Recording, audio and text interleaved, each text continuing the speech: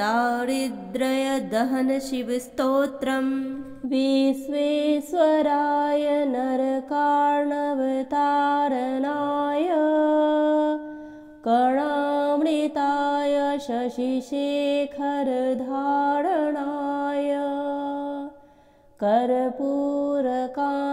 कर्पूरकान्तिधवलाय जटाधराय दारिद्र्यदुःखदहनाय नमः शिवाय गौरीप्रियाय रजनीशकलाधराय कालान्तकाय भुजगाधिपङ्कणाय गङ्गाधराय गजराजविमर्दनाय दारिद्र्यदुःखदहनाय नमः शिवाय भक्तिप्रियाय भवरोगभयापहाय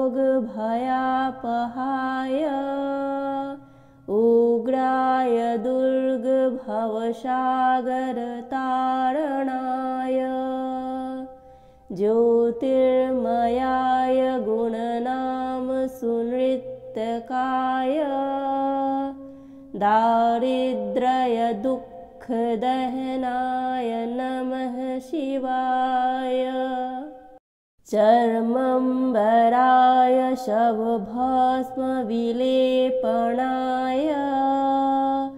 भालेक्षणाय मणिकुण्डलमण्डिताय मञ्जीरपादयुगलाय जटाधराय दारिद्र्यदुःखदहनाय नमः शिवाय पञ्चाननाय फणिराजविभूषणाय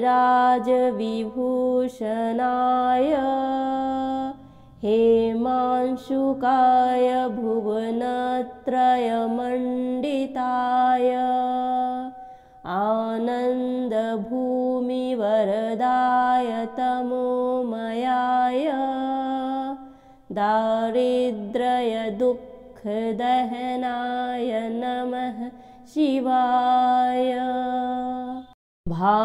भानुप्रियाय भवसागरतारणाय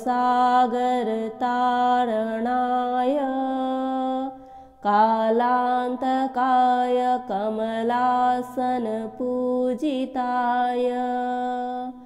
नेत्रत्रयाय शुभलक्षणलक्षिताय दारिद्र्यदुःखदहनाय नमः शिवाय रामप्रियाय रघुनाथवरप्रदाय नागप्रियाय नरकार्णवतारणाय पुण्येषु पुण्यभरिताय सुरार्चिताय दारिद्र्यदुःखदहनाय नमः शिवाय मुक्तेश्वराय फलदाय गणेश्वराय गीतप्रियाय वृषभेश्वरवाहनाय मातङ्गचर्मवसनाय महेश्वराय दारिद्र्यदुःखदहनाय नमः शिवाय वसिष्ठेन कृतं स्तोत्रं सर्वरोगनिवारणं सर्वसम्पत्करं शीघ्रं पुत्रपौत्रादिवर्धनं त्रिसन्ध्यं यः पठे नित्यं स हि स्वर्गमवाप्नुयात् विश्वेश्वराय नरकार्णवतारणाय कर्णामृताय शशिशेखरधारणाय कर्पूर कर्पूरकान्तिधवलाय जटाधराय दारिद्र्यदुःखदहनाय नमः शिवाय। गौरीप्रियाय रजनीशकलाधराय कालान्तकाय भुजगाधिपङ्कणाय गङ्गाधराय गजराजविमर्दनाय दारिद्र्यदुःखदहनाय नमः शिवाय। भक्तिप्रियाय भवरोगभयापहाय उग्राय दुर्गभवसागरतारणाय ज्योतिर्मयाय गुणनामसुनृत्तकाय दारिद्र्यदुःखदहनाय नमः शिवाय। चर्मम्बराय शवभस्मविलेपनाय भालेक्षणाय मणिकुण्डलमण्डिताय मञ्जीरपादयुगलाय जटाधराय दारिद्र्यदुःखदहनाय नमः शिवाय। पञ्चाननाय फणिराजविभूषणाय हेमांशुकाय भुवनत्रयमण्डिताय आनन्दभूमिवरदाय तमोमयाय दारिद्र्यदुःखदहनाय नमः शिवाय। भानुप्रियाय भवसागरतारणाय कालान्तकाय कमलासनपूजिताय नेत्रत्रयाय शुभलक्षणलक्षिताय दारिद्र्यदुःखदहनाय नमः शिवाय। रामप्रियाय रघुनाथवरप्रदाय नागप्रियाय नरकार्णवतारणाय पुण्येषु पुण्यभरिताय सुरार्चिताय दारिद्र्यदुःखदहनाय नमः शिवाय। मुक्तेश्वराय फलदाय गणेश्वराय गीतप्रियाय वृषभेश्वरवाहनाय मातङ्गचर्मवसनाय महेश्वराय दारिद्र्यदुःखदहनाय नमः शिवाय। वसिष्ठेन कृतं स्तोत्रं सर्वरोगनिवारणं सर्वसम्पत्करं शीघ्रं पुत्रपौत्रादिवर्धनं त्रिसन्ध्यं यः पठे नित्यं स हि स्वर्गमवाप्नुयात्। विश्वेश्वराय नरकार्णवतारणाय कर्णामृताय शशिशेखरधारणाय कर्पूरकान्तिधवलाय जटाधराय दारिद्र्यदुःखदहनाय नमः शिवाय। गौरीप्रियाय रजनीशकलाधराय शकलाधराय कालान्तकाय भुजगाधिपङ्कणाय गङ्गाधराय गजराजविमर्दनाय दारिद्र्यदुःखदहनाय नमः शिवाय भक्तिप्रियाय भवरोगभयापहाय उग्राय दुर्गभवसागरतारणाय ज्योतिर्मयाय गुणनामसुनृत्तकाय दारिद्र्यदुःखदहनाय नमः शिवाय चर्मम्बराय शवभस्मविलेपणाय भालेक्षणाय मणिकुण्डलमण्डिताय मञ्जीरपादयुगलाय जटाधराय दारिद्र्यदुःखदहनाय नमः शिवाय पञ्चाननाय फणिराजविभूषणाय हेमांशुकाय भुवनत्रयमण्डिताय आनन्दभूमिवरदाय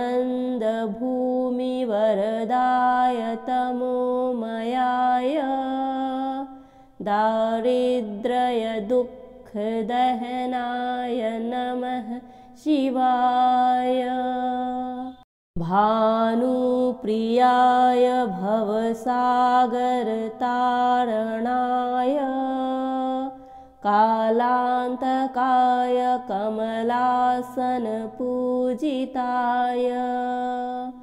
नेत्रत्रयाय शुभलक्षणलक्षिताय दारिद्र्यदुःखदहनाय नमः शिवाय रामप्रियाय रघुनाथवरप्रदाय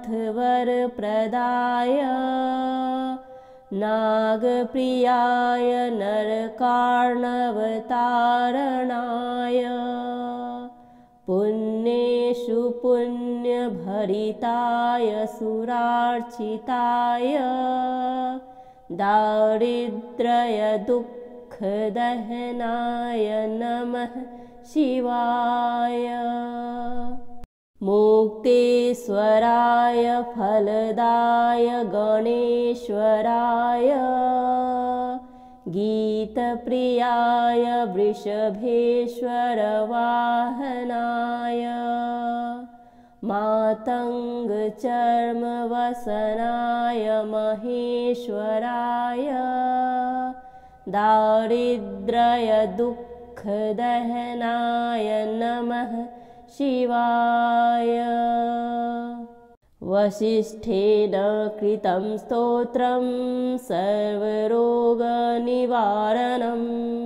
सर्वसम्पत्करं शीघ्रं पुत्रपौत्रादिवर्धनं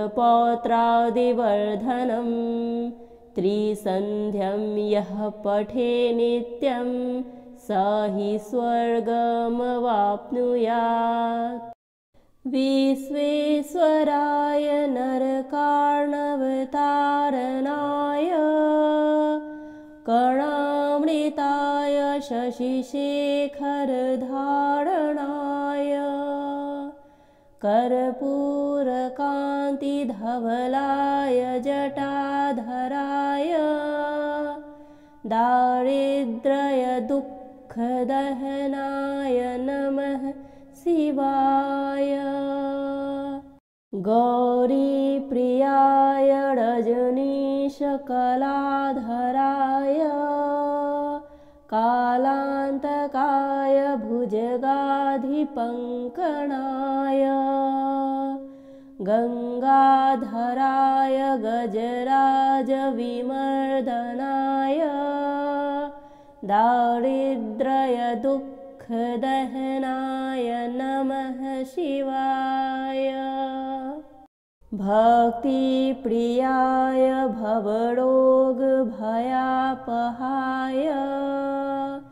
उग्राय दुर्गभवसागरतारणाय ज्योतिर्मयाय गुणनाम सुनृत्यकाय दारिद्र्यदुःखदहनाय नमः शिवाय।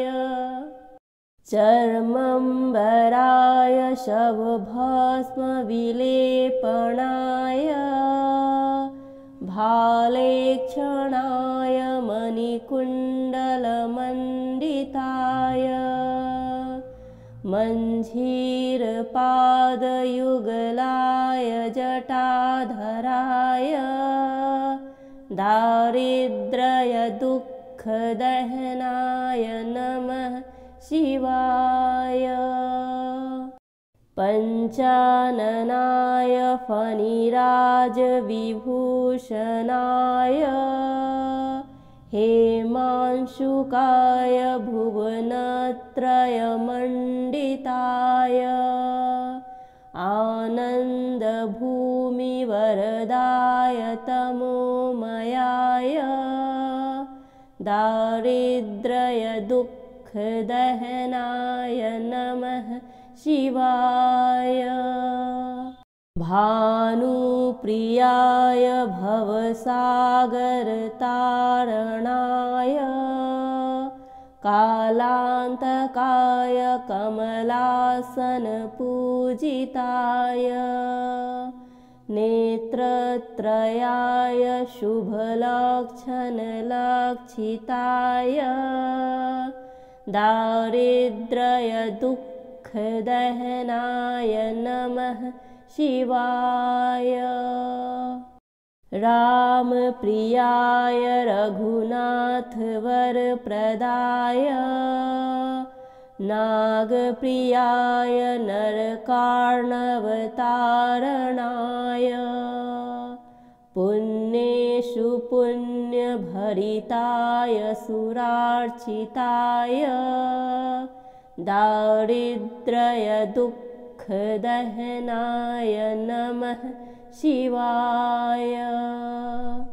मुक्तेश्वराय फलदाय गणेश्वराय गीतप्रियाय वृषभेश्वरवाहनाय मातङ्गचर्मवसनाय महेश्वराय दारिद्र्यदुःखदहनाय नमः शिवाय।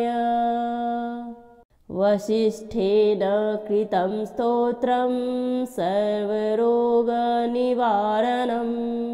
सर्वसम्पत्करं शीघ्रं पुत्रपौत्रादिवर्धनं त्रिसन्ध्यं यः पठे नित्यं स हि स्वर्गमवाप्नुयात्।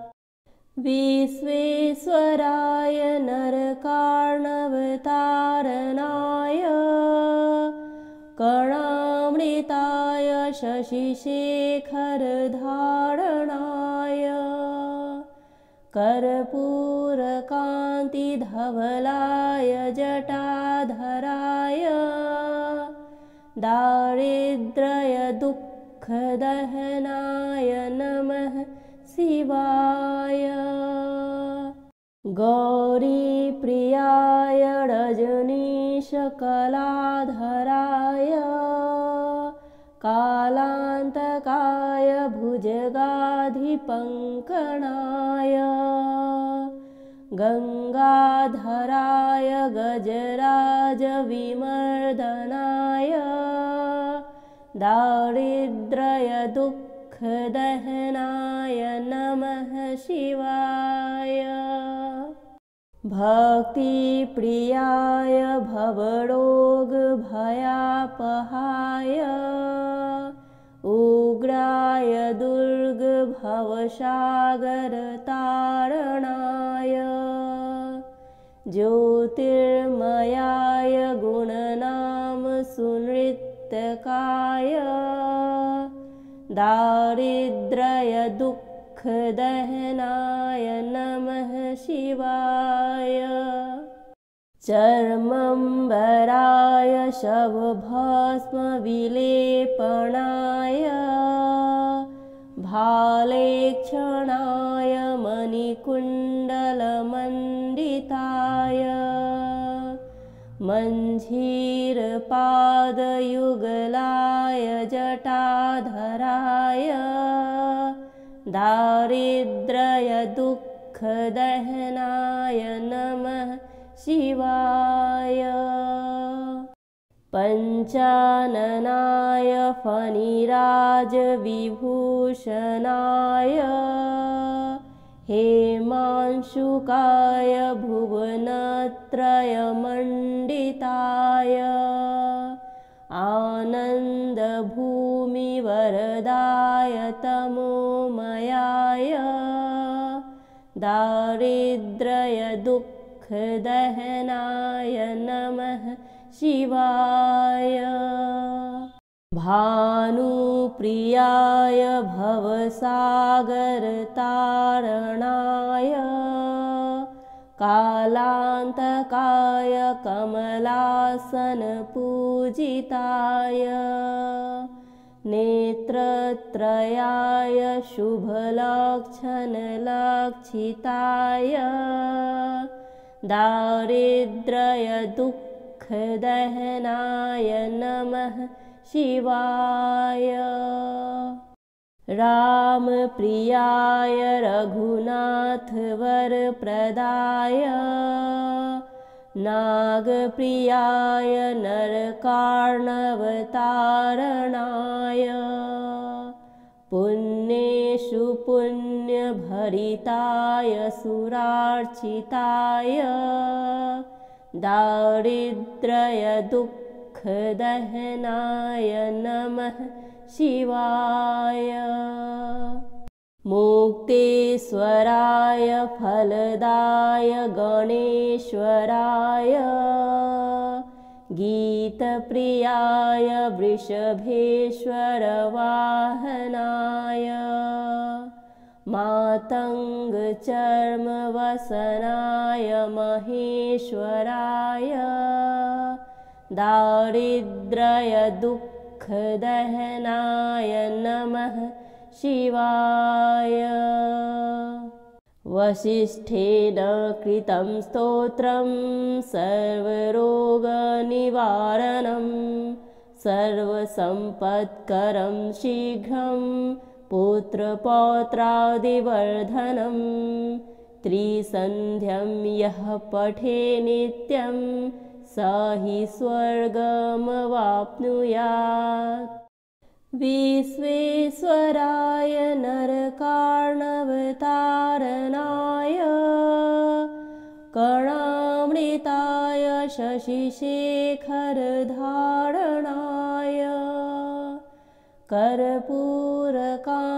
कर्पूरकान्तिधवलाय जटाधराय दारिद्र्यदुःखदहनाय नमः शिवाय गौरीप्रियाय रजनीशकलाधराय कालान्तकाय भुजगाधिपङ्कणाय गङ्गाधराय गजराजविमर्दनाय दारिद्र्यदुःखदहनाय नमः शिवाय भक्तिप्रियाय भवरोगभयापहाय उग्राय दुर्गभवसागरतारणाय ज्योतिर्मयाय गुणनाम सुनृत्तकाय दारिद्र्यदुःखदहनाय दुःखदहनाय नमः शिवाय। चर्मम्बराय शवभस्मविलेपनाय भालेक्षणाय मणिकुण्डलमण्डिताय मञ्जीरपादयुगलाय जटाधराय दारिद्र्यदुःखदहनाय नमः शिवाय। पञ्चाननाय फणिराजविभूषणाय हेमांशुकाय भुवनत्रयमण्डिताय आनन्दभूमिवरदाय तमोमयाय दारिद्र्यदुःखदहनाय नमः शिवाय। भानुप्रियाय भवसागरतारणाय कालान्तकाय कमलासनपूजिताय नेत्रत्रयाय शुभलक्षणलक्षिताय दारिद्र्यदुःखदहनाय नमः शिवाय। रामप्रियाय रघुनाथवरप्रदाय नागप्रियाय नरकार्णवतारणाय पुण्येषु पुण्यभरिताय सुरार्चिताय दारिद्र्यदुःखदहनाय नमः शिवाय। मुक्तेश्वराय फलदाय गणेश्वराय गीतप्रियाय वृषभेश्वरवाहनाय मातङ्गचर्मवसनाय महेश्वराय दारिद्र्यदुःखदहनाय नमः शिवाय। वसिष्ठेन कृतं स्तोत्रं सर्वरोगनिवारणं सर्वसम्पत्करं शीघ्रं पुत्रपौत्रादिवर्धनं त्रिसन्ध्यं यः पठे नित्यं स हि स्वर्गमवाप्नुयात्।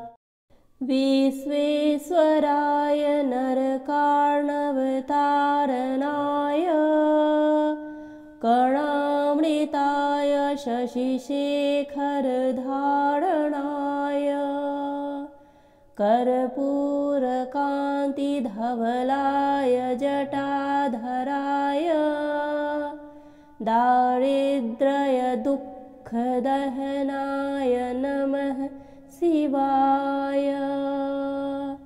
गौरीप्रियाय रजनीशकलाधराय कालान्तकाय भुजगाधिपङ्कणाय गङ्गाधराय गजराजविमर्दनाय दारिद्र्यदुःखदहनाय नमः शिवाय। भक्तिप्रियाय भवरोगभयापहाय उग्राय दुर्गभवसागरतारणाय ज्योतिर्मयाय गुणनाम सुनृत्यकाय दारिद्र्यदुःखदहनाय नमः शिवाय। चर्मम्बराय शवभस्मविलेपनाय भालेक्षणाय मणिकुण्डलमण्डिताय मञ्जीरपादयुगलाय जटाधराय दारिद्र्यदुःखदहनाय नमः शिवाय। पञ्चाननाय फणिराजविभूषणाय हेमांशुकाय भुवनत्रयमण्डिताय आनन्दभूमिवरदाय तमोमयाय दारिद्र्यदुःखदहनाय नमः शिवाय। भानुप्रियाय भवसागरतारणाय कालान्तकाय कमलासनपूजिताय नेत्रत्रयाय शुभलक्षणलक्षिताय दारिद्र्यदुःखदहनाय नमः शिवाय। रामप्रियाय रघुनाथवरप्रदाय नागप्रियाय नरकार्णवतारणाय पुण्येषु पुण्यभरिताय सुरार्चिताय दारिद्र्यदुःखदहनाय नमः शिवाय।